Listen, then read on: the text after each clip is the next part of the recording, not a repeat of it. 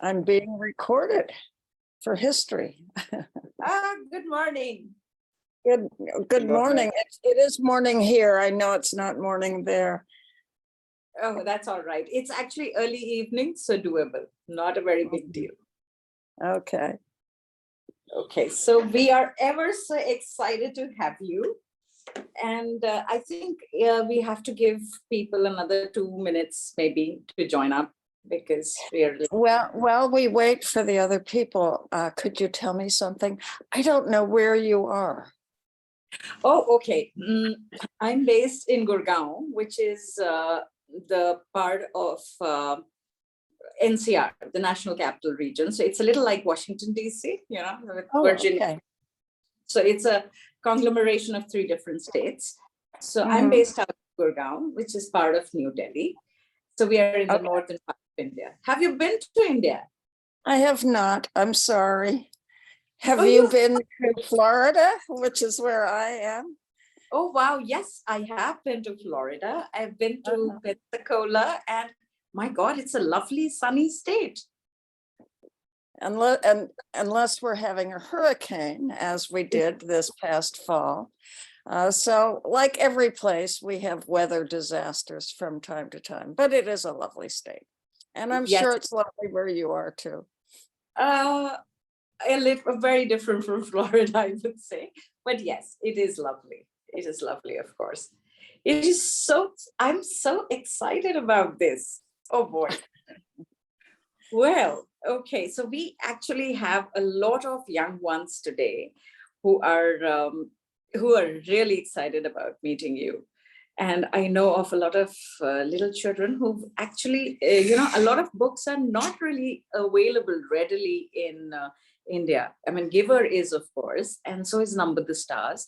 But some of them are not readily available, but they have picked them up on Kindle and they have read through Goonie Bird, Anastasia, and which one did I read? I read all about Sam and I loved Bless This Mouse. Okay. Yes. So we have been picking up books on Kindle and it's so nice to have you. And it has been amazing because it's been initiated, the whole reading process. Yeah, it's lovely to be with you and to be with a group of young people who enjoy books. Those are my people. Yes, they are your kind of people. So I think we have about a number of participants already. So I believe we should start. I think so, yeah. Okay. So welcome to Bookbibuli, and we have Lois Lowry with us. I hope I got the name right. That's correct, yes. Perfect. Okay, and so we are all excited, and I actually did the whole spectrum of excitement. So I am in between somewhere. I could become tongue-tied or I could trip over my words. I don't know which one I'm going to be today, but I don't want her to suffer this. Bookbibuli is actually a platform for children where children review children's books and we guide them with reading and things like that. And so, like we have reiterated time and again that it is a platform for children, I'll hand over the baton to the kids because they are the ones who actually want to ask you questions. So many questions they have, from the exclusive to the mundane. They want to know everything. So I will pass on the baton to them and they can start. So I think we have the first person who we have is, just a moment, let's have a look. Okay, we have Zitin with us today, and Zitin had some question. All right, Zitin. So my question for you was, say, we all are huge fans of your wonderful imaginary characters, Anastasia, Goonie Bird, Anne Mary Johnson, Jonas books. But David, the David that went to Princeton, did he ever go beyond that summer camp? I don't know if the other children realize what she's referring to, or my husband, who is sitting here beside me, you can't see him. He doesn't know what you're referring to either. So I have to explain for the other kids. And I don't know how she discovered this little piece of my history, but it involves a time when I was 10 years old and I went to camp in the summer. I don't know if children where you live do this, go away to summer camp. And I was there for 2 months. And the young women who they were called counselors, who took care of the children at the camp, were all college girls. And I discovered that those girls, those college girls, older girls, were more interested in the children like me who had older brothers. And so I told the camp counselors, it was a lie, I was a liar. I said that I had a brother named David who went to Princeton. Princeton is a very highly regarded college in the United States. And when I told them about my brother, David, I said he might come to visit me at camp in the summer.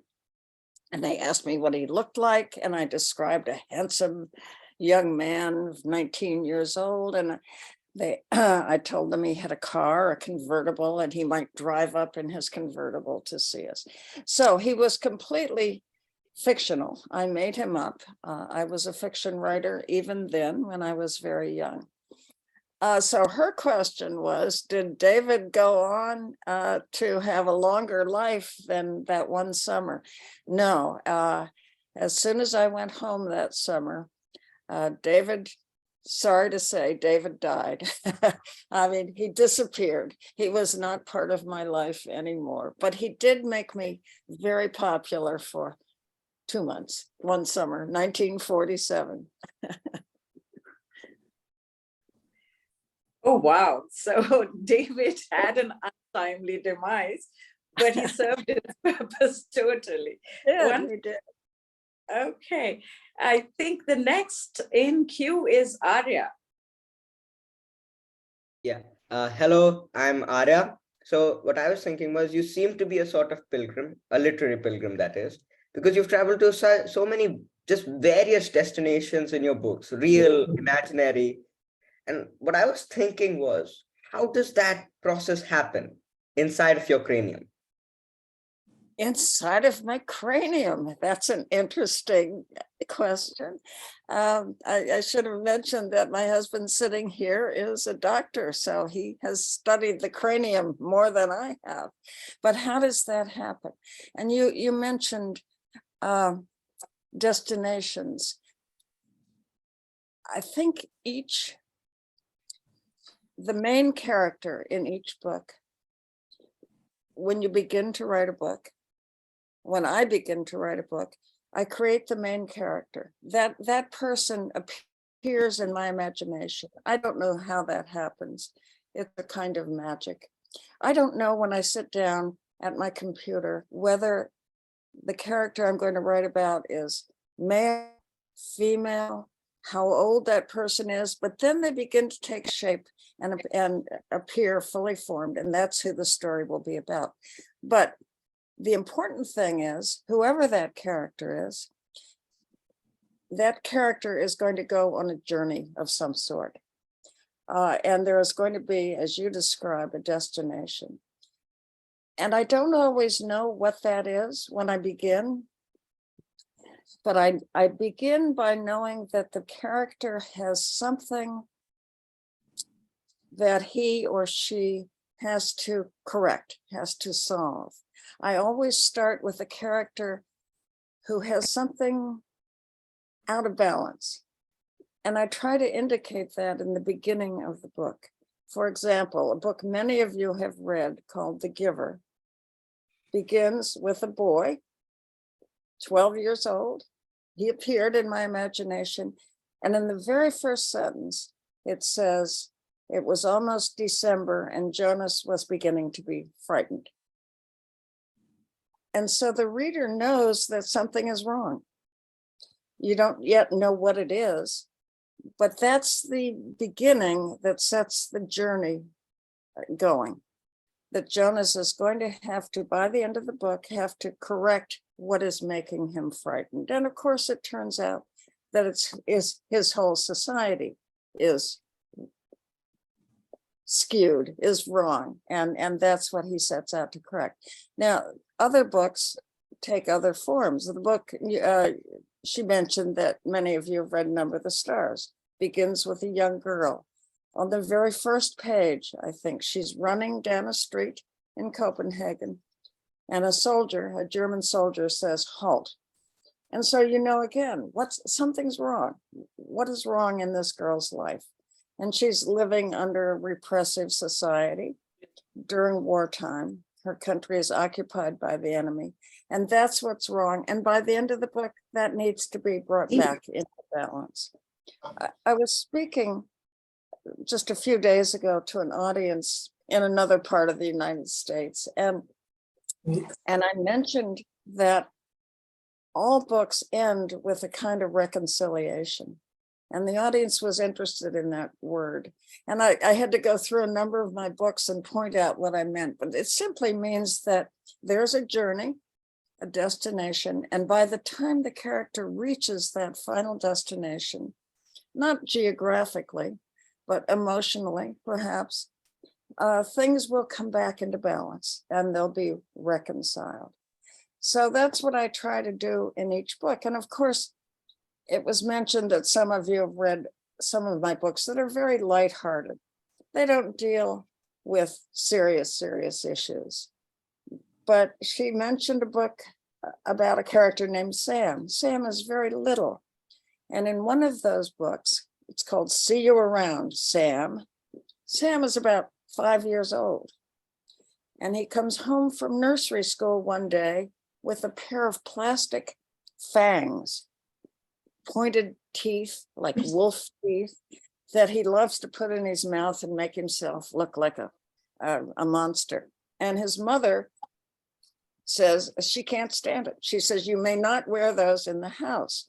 So Sam, age 5, says, "Well, I'm leaving home then." And he sets out to run away to a place where people will appreciate fangs. Okay, that's very silly. But again, it's an example of the character has something he wants, something he needs, and he sets out and he makes a journey. In this case, the little boy makes a journey around his neighborhood to collect things to take on his trip. And he becomes so burdened with all the things that people give him that he makes a circular journey, returns home, and everything is okay in the end. So some journeys are big, some are journeys of the heart or the cranium. But they all, when I write a book at least, make a circular journey of sorts, and things resolve themselves and things are reconciled. That's what I try to do in a book. Wow. I think that's my cue to remind you, please, please, please, you must come to India, so that there is one more in your huge repertoire. So that would be lovely. I think the next person on is Adya. Hi. So I am a vicarious author, always amazed by the flight of imagination that an author can take to create a story. I imagine it just might be imagination that when an author writes a book, you have to live that story and those characters for a long time, maybe even years. Does writing a book change the person? Change the author? That's an interesting question that I've never been asked before. I had a little difficulty hearing all of the questions, so I want to make sure I have it right. But I believe she was asking, does the period of time writing the book, which can take a long time, and you're correct, it can take, for some people, years. My books are short. They generally take no longer than a year. But is the writer changed as well as the book characters? Is that, am I correct in Yeah. recapitulating your question?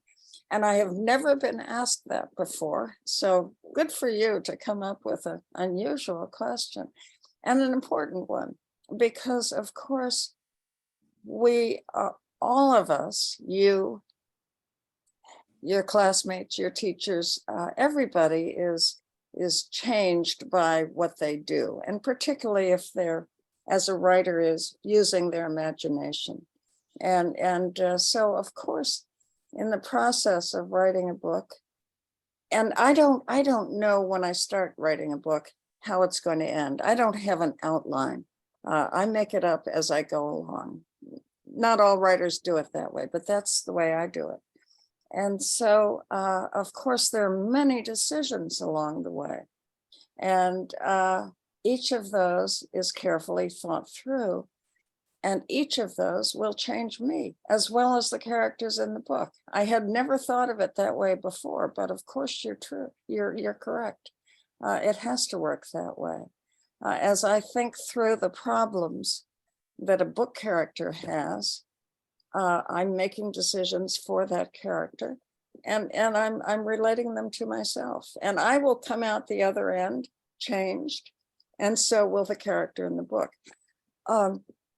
One of the important things in a book, I think, in a story, is that the character who goes from the beginning to the end will be changed by the experience. The character at the end of the book is not the same as he was or she was at the beginning of the book. But you're correct that, of course, the author is also changed. And more importantly, the reader is changed.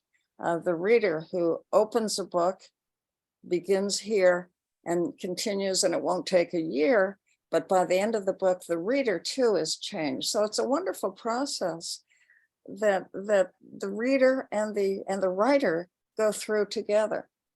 I love your question. Thank you. Thank you, Adya. That was a wonderful question. And I agree absolutely, because there will be times when you will maybe revisit a book and find your younger self somewhere in the pages as a reader. And that's such a profound thought. And you feel so good about that, because you'll find a little bit of yourself again. Agastya, would you like to go next, please? Yes. Good evening, ma'am. My name is Agastya. And I would like to ask you the question. Did you ever feel that words are powerful? I believe Agastya's voice was not clear. I believe he wanted to ask you, did you ever feel that words are powerful? Oh, I think all of us who, and clearly that's all of you in this group, as well as me, we are people who love words and language and appreciate them. And what we appreciate really is the power of language, the power of words, the power of storytelling, which can affect us so profoundly. Not a lighthearted little story, but books that propel the reader to think and to change, as we just discussed, by the process. Yes, I think that's a very powerful way to spend our time and our thought, by entering the world of a story and by feeling ourselves changed by it. There are few things more powerful than that. Yeah, that's so true. And I think the next person who's on the list is Ayan. Ayan, are you there? Yeah, I'm here. I'm Ayan. We all read The Giver and we were all blown away. We wondered what may have inspired you, and we searched and found the answer. Okay. But we still wonder which characters or scenes ended up on the cutting room floor. I have to think back a long way, because The Giver was published before you were born. It was written in 1993 or 94, probably 93, 92. And interestingly, you asked an interesting question, which scenes ended up on the cutting room floor? And of course, part of the process of writing a book is selecting what will go in. And sometimes you write things that you take out. But The Giver was written pretty, the word I want. It wasn't, I started to say easily. It wasn't an easy book to write, of course, but it was very straightforward. I don't think that I went back and took anything out, except one thing. Now I'm remembering. Okay. When I wrote the book at the beginning, and I always, as I told you already, I think I make it up as I go along. I don't know everything that's going to happen. So partway through the book, it occurred to me that there was no color, that he wasn't seeing color. And I hadn't realized that up until that time. And it seemed a wonderful device to use in the book for the plot of the book. And I didn't want the reader to know right away that that was true. But I then looked back at what I'd written, many, many pages, and I had to take out, I had to put on the cutting room floor, as you say, every reference to color. And I always, in books, I tend to see them very visually when I'm writing them. I can see them in my mind. And so I describe things as I see them. And of course, I had described the landscape, the houses, the boys' bedroom, and I had mentioned colors, and I had to go back and make everything colorless. And in the scene where he sees color for the first time, it's because he and his friend Asher are throwing a ball back and forth. You remember that scene? Except in the book, it's an apple. Because if they had no color in that community, why would he have a red ball? Why would they have manufactured a red ball? So I had to go back and make it something natural. He begins to see color in grass, green, and he sees it first in the red apple. But everything in which he sees color is a natural object. There is nothing manufactured in his community that has color. But it took me a while to realize that, and I had to go back and correct that in the writing. I'm trying to remember other things, but for the most part, there wasn't much that I had to change after I wrote it. People wished that I had changed the ending, readers, many, because they didn't know at the end of the book whether the boy and the baby were alive or dead. But I liked the ending, which let the reader use their imagination, his or her imagination, and decide for themselves. And then much later, I went on to write, I don't know if you have there are 3 books that follow The Giver. So there are 4 altogether, and in this country, they call them the Giver Quartet. And I'll just, well, I shouldn't go on about that because I don't know if you've read those other books, but if you have questions about the others, I can talk more about that, about the quartet. But that's the answer to the cutting room floor question. I had to cut the red ball and turn it into an apple. And I had a choice. I could have made it an orange, and then that's the color he would have seen. But red seems to me to be the most primal color. And so that's the one I chose, the apple.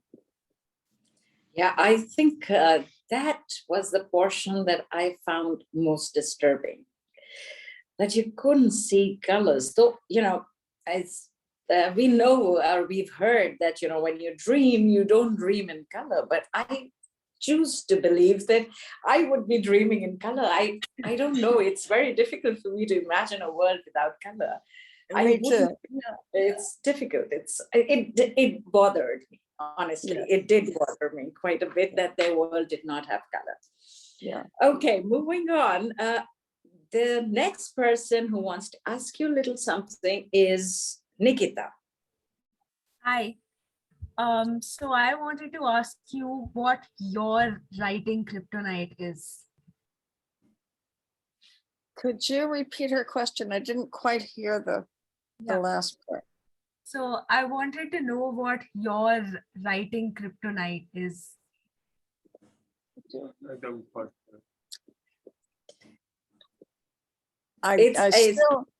would you repeat what she said? she wanted to know what is your writing kryptonite. The Superman Or- reference, I guess. Yes, it's a Superman reference, but otherwise, in other words, what Oh, is superpower. your writing Achilles heel? Now say that one more time. The sound is getting a little difficult here. Just describe it to me one more time. And I did hear the Superman reference. Okay, so What Superman. is your writing Achilles heel? I'm still not hearing it. Okay, it's. Do you have an Achilles heel when it comes to writing? Do you have a weakness? Oh, an Achilles heel. Oh, okay. That's an interesting question. I have to think about that now for a minute. There are various elements of writing a story. There's the characters that you create, the characters. There's the setting that you create. There's the dialogue that you write. All of those things go together. And the thing that I have the most trouble with is the most important thing, I suppose. No, I think actually the most important thing is the characters, but plot. What happens that causes the next thing to happen and affects the next thing. And that's how the story moves along. And that's the part that I have to work hard at. It's very easy for me to create a character. And it's easy for me to create a setting and place the character in the setting. I don't know if you have read the second book in the Giver Quartet. It's called Gathering Blue, and the main character is a girl. She appeared in my imagination. It was easy for me to describe her and give her a name. And then do you remember that I told you that I try to begin a book with a sense that something needs to be fixed, something's wrong in the world of that person. And that book begins with dialogue. It's easy for me to put words in the mouths of characters. And the book, I don't have the book here in front of me, but I think I can quote it accurately. It begins this way. Mother, there was no answer. She hadn't expected one. Her mother had been dead now for 4 days. So it begins with a girl seated next to the body of her mother, which certainly gives the reader a sense that something is terribly wrong. She's in, shortly it's described, a terrible place, a field with dead bodies in it, and her mother is one of them. And so that's got to be explained and corrected as the book goes along. And now I've forgotten why I mentioned that particular book, but it's an example of the character, the setting. Yes, I was creating a setting, as I did in the book, The Giver. I created a setting, a town, a community of the future where things would be very orderly and rigid. But now in the second book, we're in a different place and it's very primitive. In the first book, their technology had advanced to the point that they could control everything, including color. But now in the second book, it's very primitive. There's no electricity, there's no plumbing. I didn't realize when I began to write that book that it would be connected to The Giver. But I was getting so much mail from readers wanting to know what had happened to Jonas that as I wrote the second book, and now it's several years later after the first book, I began to realize I could connect them. And so I placed this girl in a community that is existing in the same time as Jonas's world. But things have gone differently for them because of some kind of apocalyptic events. They have lost all their technology and they've been reverted to a very primitive state. And at the end of the book, the girl, is told that in another community, there is a boy with blue eyes. and he's her age. When I first wrote it, I said his name is Jonas, but the editor at the publishing company asked me to take that reference out so that it wouldn't depend upon the first book. But every kid who read it, who had read The Giver, recognized Jonas.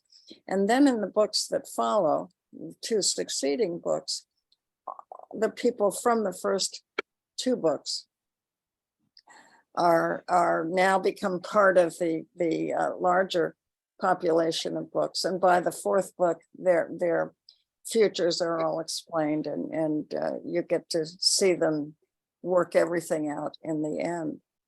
And now I've forgotten the question I was asked. The Achilles question. So the thing that I find most difficult is plot.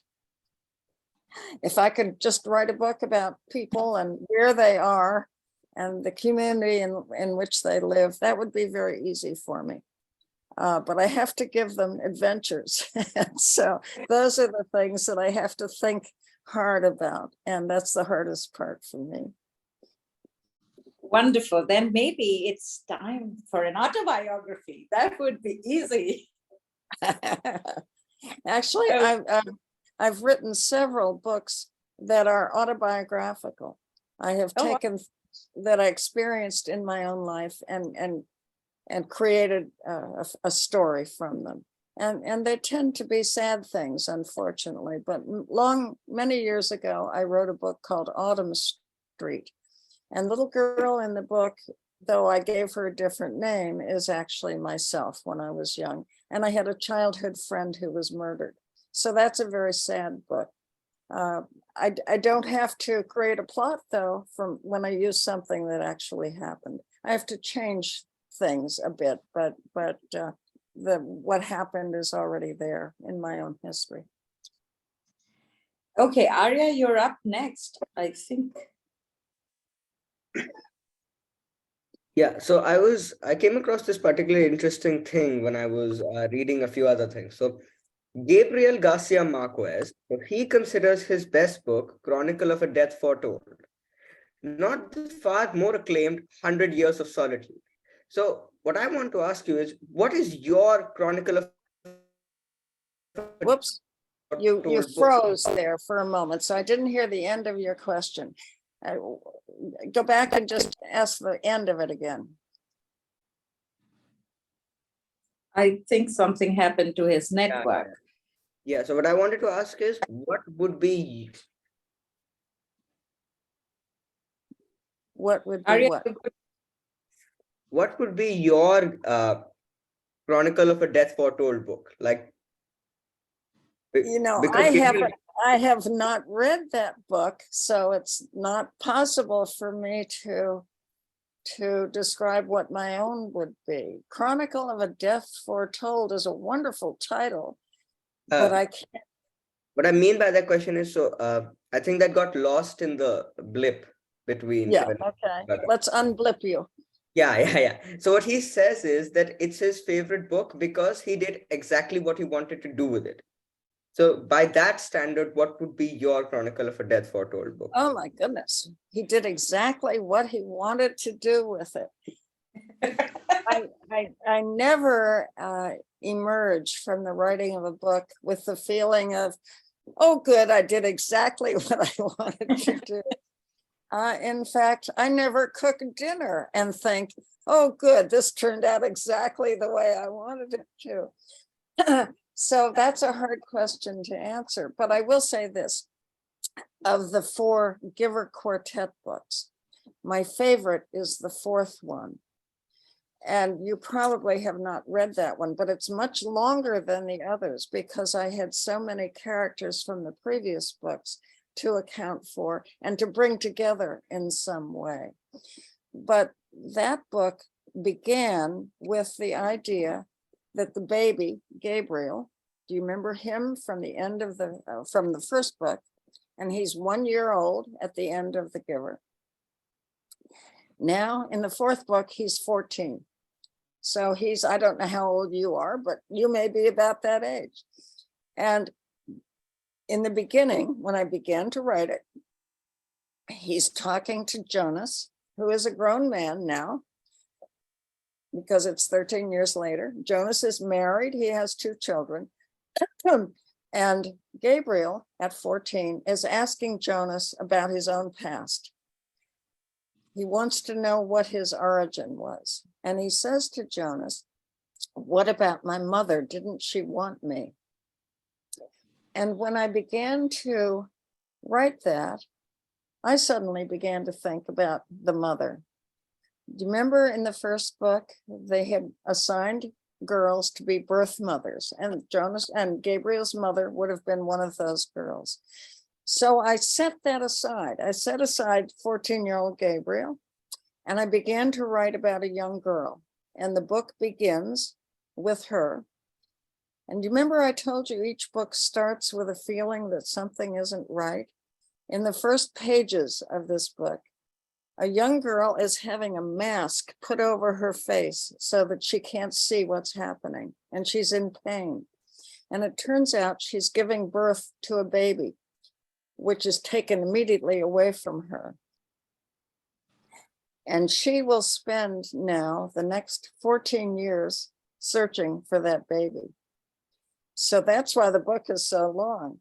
And of course, the baby she finds at the end is Gabe, but that's the plot that I had to create, many adventures along the way. So I never, as I say, end up feeling as though something has come out just right and is my death foretold. I've forgotten the whole title now. But that book, I think, comes most closely to that.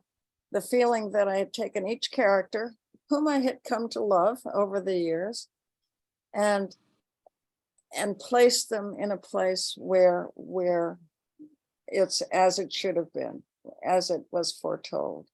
And so Gabe, let me go back and explain one more thing. In the first book, do you remember that Jonas had, I guess you could call it a superpower? He had a special gift, and it was called seeing beyond, the ability to see beyond. In the second book, the girl, main character, has a gift also. Hers is in her hands. And when she uses a needle and thread, she can create and see the future and the past. Third book, the main character is a boy named Matty, and he has a gift of healing.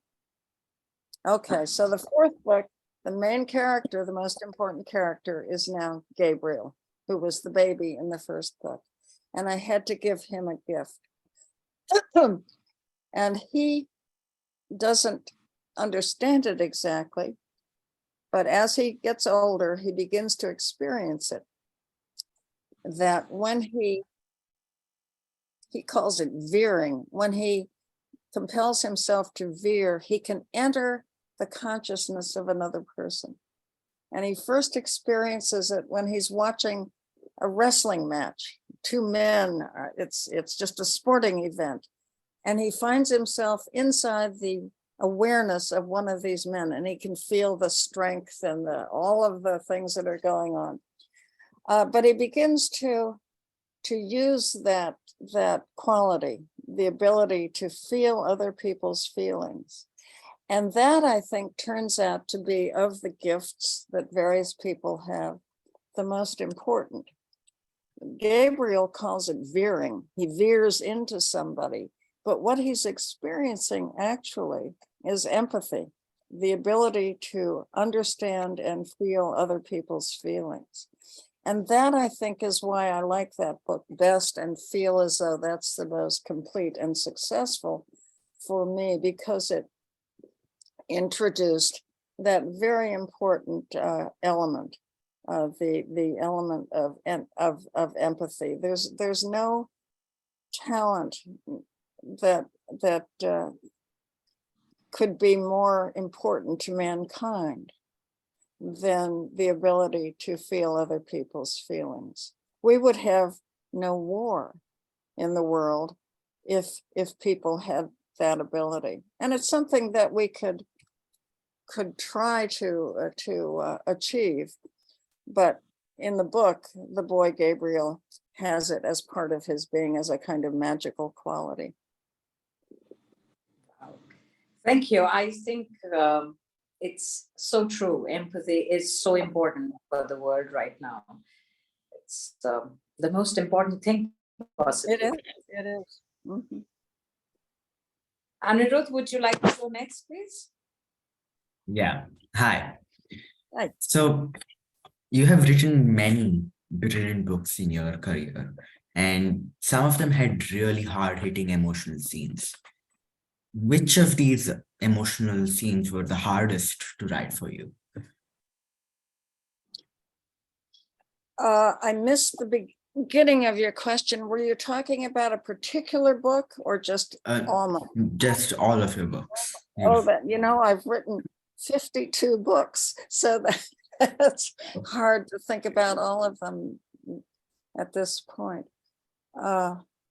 But I think the hardest scenes to write always are the ones that involve loss. And so I mentioned the final book of the Giver Quartet. The young woman who gives birth on the first page suffers a terrible loss in the loss of her child. And she goes through many very profound ordeals in her effort to find that child. And so many of those scenes were hard to write. I think in part, I'm thinking back now, I don't remember what year I wrote that book. It wasn't terribly long ago, but I myself had lost a child. One of my children had died in an accident. So I think that affected me when I was writing that. I was writing about first a girl, but then she becomes a woman who has lost her child. And so I think I was, my own situation, my own emotions became part of that book. But I think going back to my many other books, any scene which involves terrible loss is probably the most difficult for me to write, but also the most rewarding in a way to put that together in a meaningful way. Right. Ayan? Yeah. Books let kids try on the world before they have to go outing. Books give kids an opportunity to experience something in their imaginations before it happens to them in real life. Books help kids prepare to go put into the grown-up world. How important is reading for children? Do we give equal importance in education? And another question, should we? I think,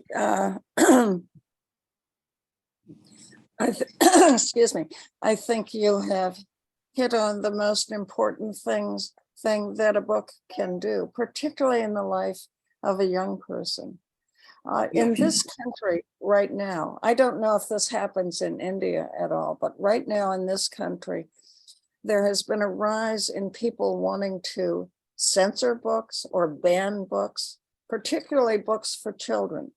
And their argument is that it will make children feel bad to read books about difficult subjects.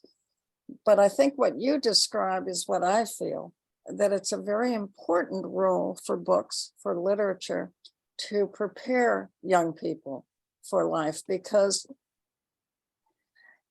as you grow older, of course, you'll encounter things in your life which will be difficult, frightening. And if you have already dealt with these things through a book, when you're sitting in the comfort of your own home or your school with people you can talk to about these issues, it's a way of preparing for them. It's a way of putting armor on yourself so that when you experience something in real life, as you will, you will have already been through it as a way of preparation.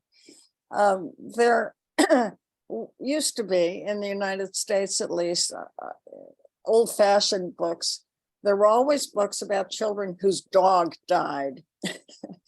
Their pet dog died, and they were terribly sad books. But you know, almost every child in the United States at some point has a pet dog, and a dog will die. And yet you've already experienced that. You know what it's like to suffer from loss of that sort. And of course, there are much greater losses and more difficult things in life. But I think it's a very important purpose of a book, a role of a book is to present these difficult situations so that a child reading can experience them from a distance and prepare for real life that way. That I think is an important function for a book.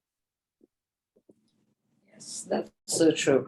Nikita, would you go on next? So we at Bookbibuli think the future will be better off with more readers and writers, and the children of the future will need books to succeed. But the reading habits of the next generation will be severely threatened by the onslaught of seductions of media. How serious is this threat, and what shall be done? You know, I've just returned from a trip, which was a long airplane flight. And it's difficult I like to read on an airplane. It's difficult to take a book with me. And so I take a book on my Kindle, on my electronic device. And of course, all of us live in a world filled with electronic devices. Much as we love the feel of, let me just reach over here. Here's a book that I'm currently reading. It's not a huge one, but it's a real book. And I love the feel of it. I love looking at the cover. But times are changing, and books are going to become different, I think. We have to accept, of course, that the world is turning into a world of electronics. Stories will still be the same. And I think there will always be books, but there will not. You look in people's houses now, one of you there has a big bookcase behind you with a lot of books. And most of the houses of people I know have those same books and bookcases. But those are going to be a thing of the past. And so we have to figure out how we're going to retain the importance of stories, even though the vehicle is going to be different. And I think we're going to have to accept that, because that's the way the world works. I don't love it. I want there always to be books and walls of bookcases, but I don't think that's going to be the case. Recently, I was asked to write a story for a children's magazine.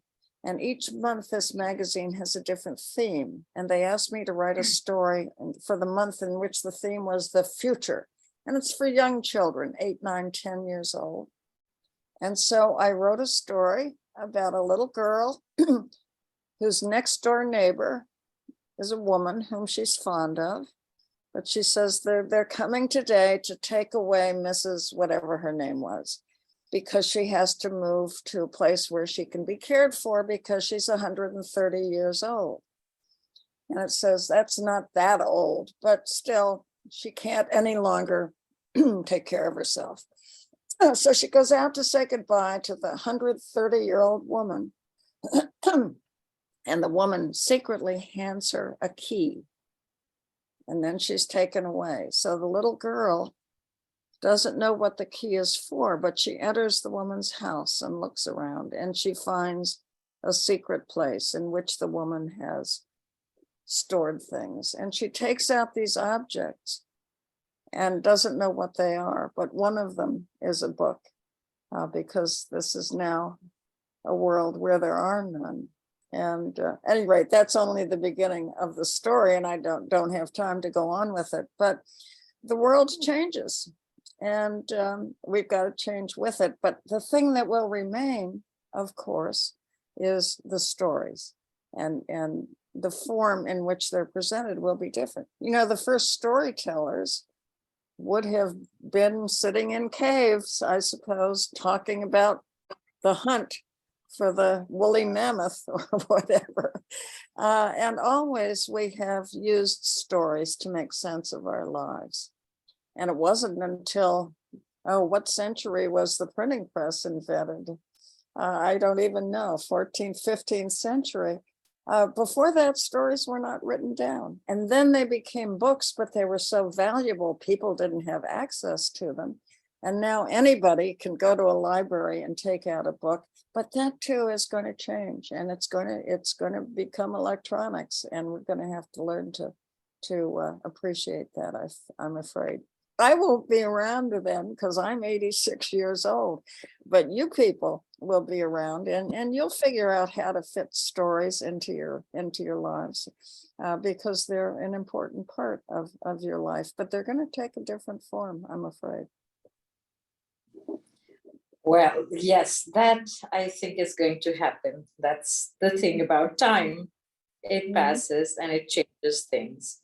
Zidin, would you like to go next? Yeah. Lois, I am a big fan of yours, and I want to become an author. And, I always thought that reading is just a hobby. How true is that? And can one carve a career out of it? And, can one pin one's hopes on this career? Or do you just have to be lucky to be discovered?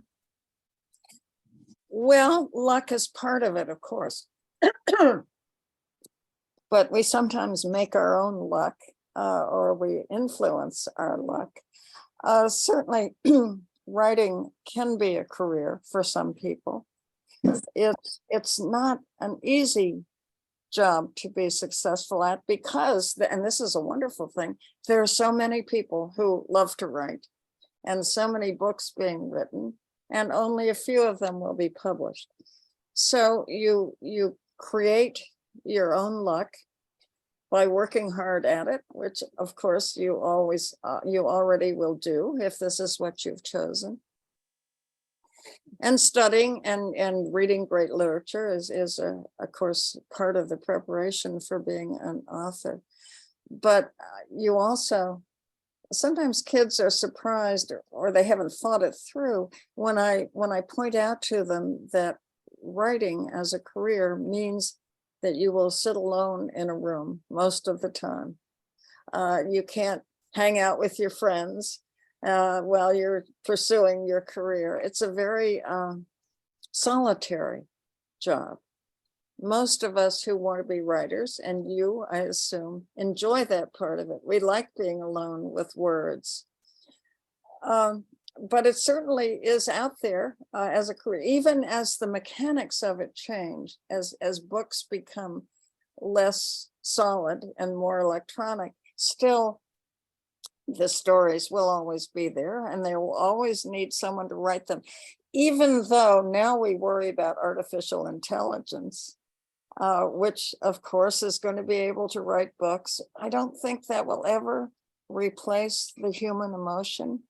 The feeling that someone like you has for words and the sound of words, the flow of words, the fluency of language, that will always require, I think, a human brain like yours. And I think it certainly is out there for you as a career. And you will aim yourself toward it.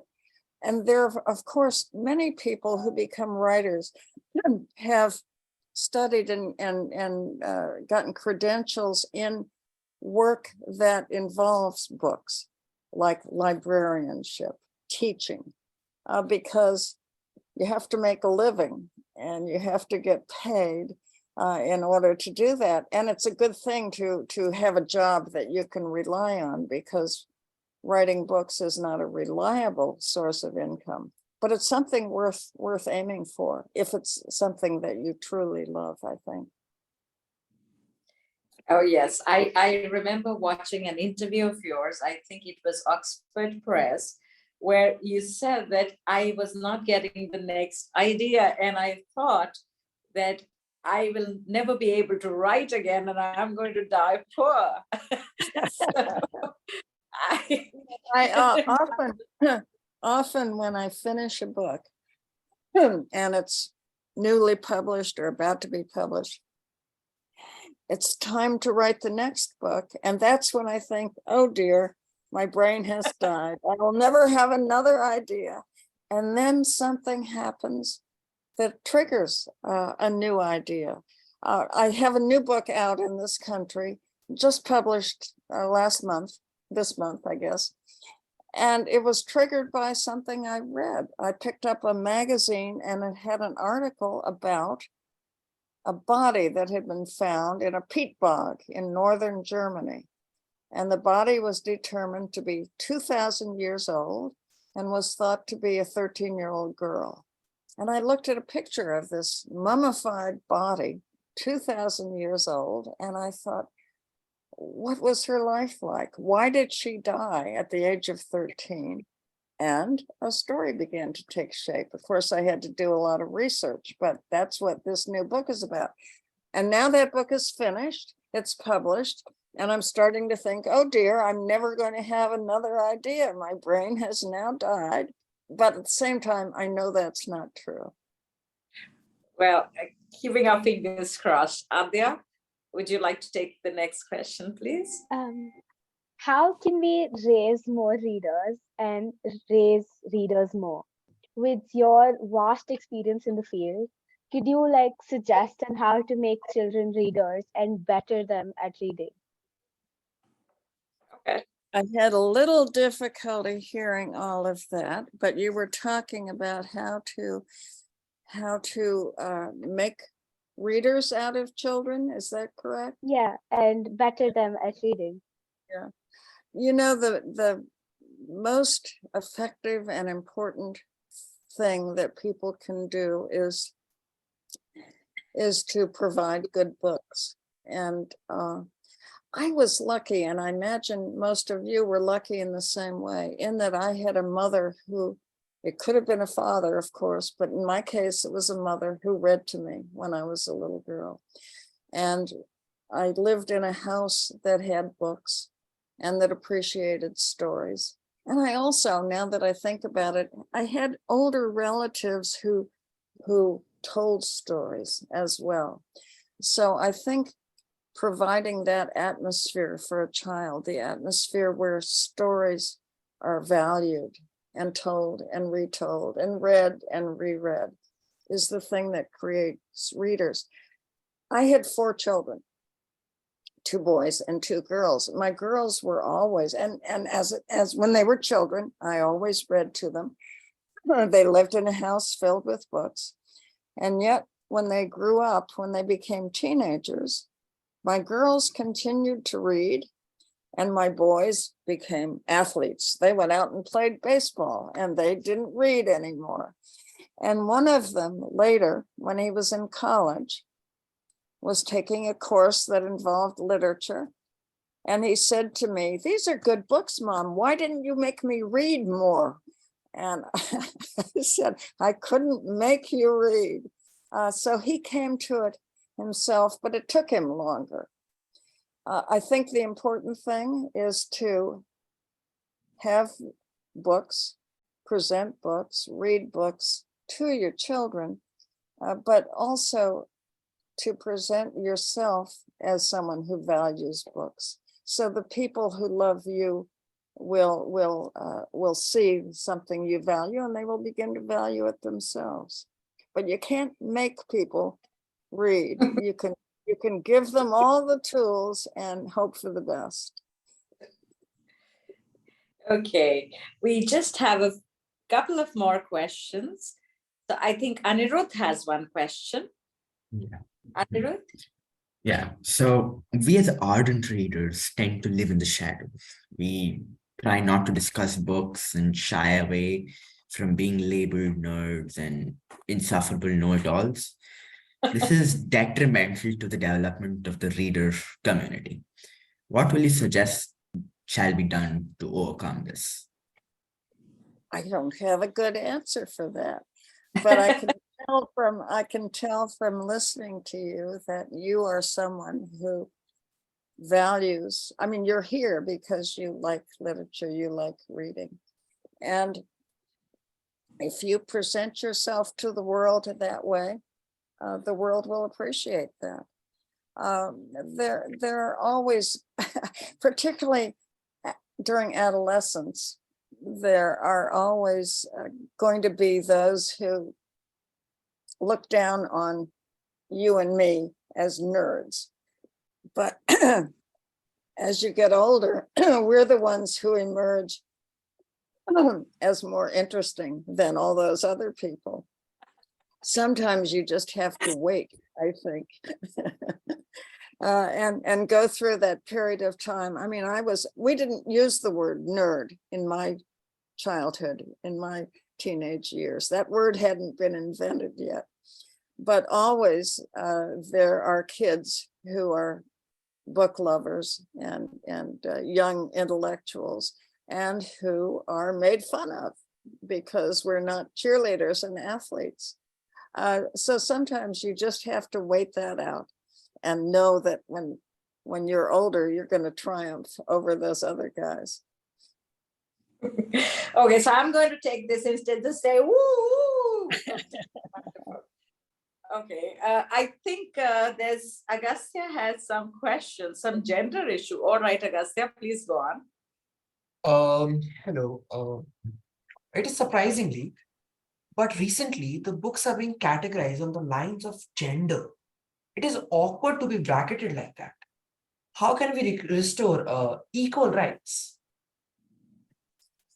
Now, Okay. I'm not sure, and maybe someone will have to explain to me what you mean when you say books are being categorized by gender.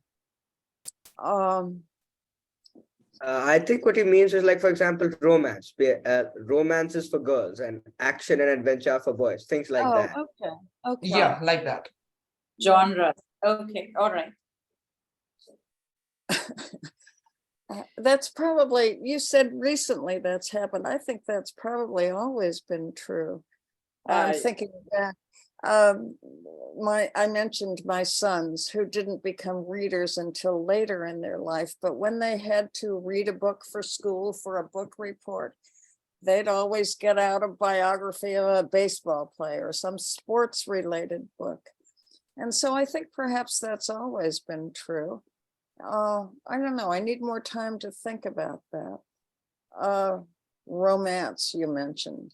Is that something girls are more interested in than boys? I don't know. I can't quite answer that.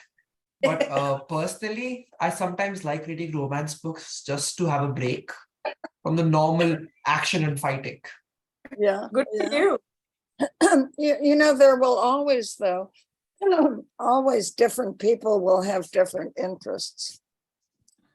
And I'm perhaps not ever going to like the kind of books that my friend likes, but that's why it's a good thing that there are so many books and so many departments in the library. If you don't like this section, you go to a different section and find what appeals to you. Okay. Thank you very much. And I think there is Dia. She has a question about the giver. Hi, Miss. So, I think Ayan had asked one of my questions, which was, so when you were writing, writing The Giver, you said you unintentionally created the world in grayscale or black and white without color, right? Yes. So, that was one of my questions. The second was, you mentioned that you sometimes add yourself or include yourself when you're writing your characters. So in The Giver, are there any characters that you, when you go back and read, you see, oh, like I relate to that character? You know, most of my, excuse me, most of the main characters in most of my books are female. because I was a young girl once, and it's easier for me to go back into the young girl that I was. But even when I choose to write about a boy, as I did in The Giver, and then in the third book in that series, the main character is also a boy, and then in the fourth book it's Gabe. I perhaps draw upon my own sons, but the characteristics of the main characters don't rely on gender. So all of the main characters in my books will have some element of myself as a young person. All of the main characters will be introspective, for example. They're thinkers, as I was, and I also think that writers have the privilege of going back to their own young self, writers like me, and rewriting their own young self to make them something they wish they had been. I was a very shy child and an introvert. I always wished that I could be self-confident and popular the way some children in my classes always were. And so I go back and I create characters who are me at heart, but who have the attributes that I didn't have and that I wished I could have had. It's one of the fun things about being an author, is that I can rewrite my own history a little bit. But always the main characters will be me in some form. And usually that takes the form of having imagination and introspection and intelligence. Without those things, a character isn't very interesting, I think. Okay, I think Snehin has just raised his hand. I believe he wanted to say something. Snehin? Yeah, hello. Hi. So I also wanted to ask a question related to the giver only. So I wanted to ask, the society in Giver, the community was very objective and very black and white, very orderly. But Jonas was developing like feelings. He was somehow evolving. So I wanted to ask whether the book emphasizes more on feelings or on reasoning, or it conveys that both should coexist. It's interesting. I didn't realize this when I was writing the book. But when I created Jonas's community, I based it in a way, in part, on my own life, because my father had been an army officer. He was a military officer throughout my childhood and growing up years. And so we often lived on military bases.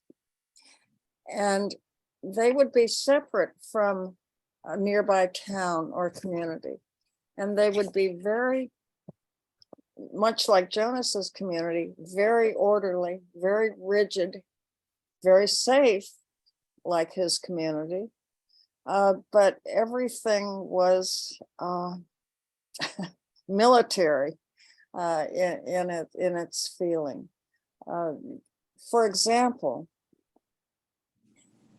back in my childhood, and now when a woman, and this is I'm being sexist, I guess, but it's still generally women who do laundry, okay? And nowadays, and myself, I'll put my laundry in a washing machine and a dryer, okay? But when I was a child, women hung laundry on the clothesline outside. And on a military base, the rule was you could not leave laundry hanging on a clothesline after 5 p.m. And so I remember my mother suddenly looking at her watch and saying, oh, I have to get it was just a crazy rule, but we lived by those rules. And so when I created the world of Jonas, it feels to me very much like those military bases that I lived on. My father had a relatively high rank, and so we always lived in a big house. People of lower rank lived in a smaller house. You could tell exactly who everybody was by the living conditions on those military posts. And now I've forgotten his question. Oh, but then, of course, Jonas is different from the other kids of his community because he has these special qualities and has been chosen to be different in a way. And so he begins not to fit in well with that rigid and orderly community. And I think it's fair to say that probably I, at Jonas's age, would have been much like him, would have begun, as I did, to rebel against that structure and that rigidity. Yeah. Thank you. I think the last person is Akriti. So she's the last question we have. Akriti? I think she's written it in the chat, if I may. Let me look. Yeah. Yes. So Akriti, you can come on. Yeah, that's better. Yes. So I'm a big fan of the setting description, which you've mentioned in the giver, and a number of stars as well. So I'd like to know, have you ever incorporated some of your personal beliefs in the setting and ruling descriptions? And are there any ideas which you've shelved previously and you would love to touch upon in the future? I think all of my books reflect my personal feelings, but I'm careful not to, I don't want to preach to an audience. I don't want to inflict my personal beliefs on readers. Many readers and teachers have found religious symbolism in the giver, Christian symbolism. And I didn't put it there. I didn't intend for it to be there because I wanted the book to be accessible to anyone, whatever their beliefs.